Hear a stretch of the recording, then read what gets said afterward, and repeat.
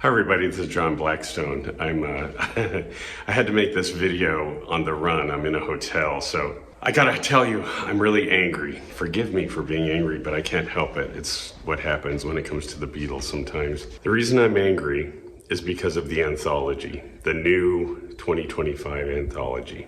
So I have to go back a little bit in time. When the very first Beatles Anthology was released in 1995, the first taste that we got of the quote-unquote new Beatles songs was the song Free as a Bird. And it was cool. It was a song that Beatles fans, Lennon fans knew well because that song had been released on bootlegs, the demos that John did and everything. But, you know, we got to hear George's cool guitar, and we got to hear Ringo's drums, and we got to hear some cool Beatley background vocals done by George and Paul. So that was kind of cool. But when Real Love came out, that was the track that, if the Beatles were around now, this is what they might sound like. And it was because it's a beautiful song. John Lennon, near the end of his life, started writing songs that had some of the beautiful melodies that he used to write when he was in the Beatles, as opposed to things like the stuff you hear on Plastic Ono Band and things like that. He started writing songs like Woman and Beautiful Boy and Watching the Wheels. It was like he was returning to a more pop songwriting style. And to me, Real Love was that. It was like John was writing a real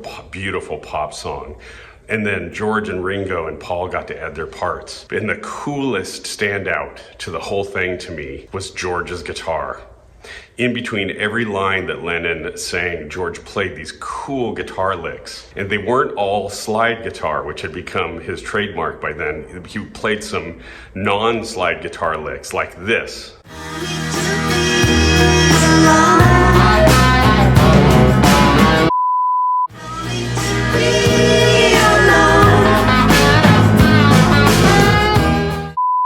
Just super cool guitar parts. Well, guess what? In the new cool 2025 remix, they axed a bunch of George's guitar parts.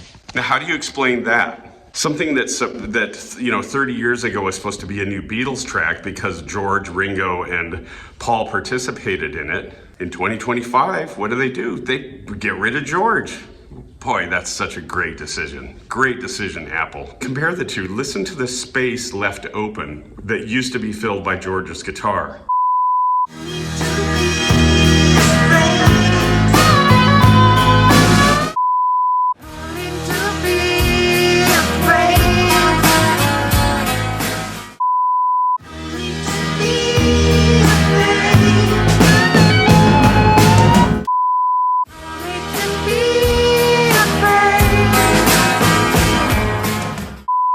I don't know who made that decision. It's possible that even Paul or, somebody like that made that decision, but what a bad decision. They took an opportunity where they could have cleaned up John's voice a bit, which even sounds weird. It sounds like it's not even the same vocal take anymore. I know they use the new technology to clean it up, but it doesn't sound the same. It sounds like a very different vocal, but that's not the problem. The problem is they cut George out of that track. That makes me mad. I wasn't going to say anything about the Anthology 2025, but I just got to say, what a waste.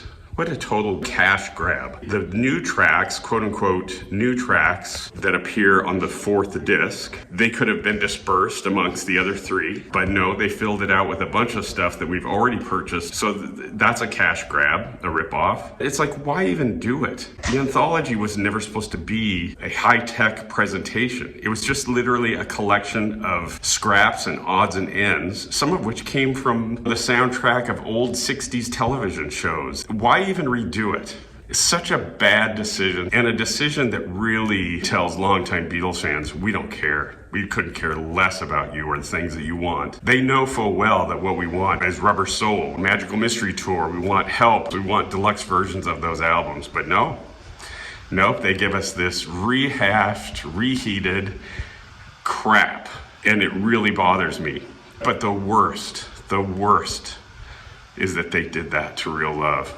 the Beatles have gained a lot of new fans. They don't need clever marketing ideas to grab that new audience. The new audience is attracted to the Beatles music and the magic and the songs. If a Beatles song had never been remixed, people would still be celebrating it 500 years from now. None of this stuff needs to be done, this remixing, and although I love it, I like some of the remixes a lot. My point is, stop taking the fans of the Beatles for granted and stop making decisions based on money alone. Treasure this legacy because it's a legacy that's going to outlive all of you and all of us that are here on the planet Earth right now. And stop trying to fix it like what happened on the Blue album. Listen to I Am the Walrus, the remix of I Am the Walrus, the fade out. It's a nightmare. It completely deviates from the original I Am the Walrus. That's a big problem. It's taking the Mona Lisa and putting glasses on her. It's really wrong. I was so mad I had to go out and record more. Hey, here's a novel idea. How about catering your business decisions to appease the people who have purchased 20 different versions of Sgt. Pepper's Lonely Hearts Club Band? You know, the real Beatles people, the real fans who have kept Apple alive all these years, you know, the ones that have spent thousands of dollars on Beatles product. How about catering to those people? Who's making these decisions? Why did you reissue the Red and the Blue albums? Why? Who wants that? What Beatles fan was clamoring for a reissue of the Red and the Blue albums? No one. The answer is you're making decisions on the basis of money. Every business has to succeed, and God knows the Beatles got ripped off. But man, come on. Start making some decisions that honor the integrity of this incredible catalog. Sorry, but I'm angry.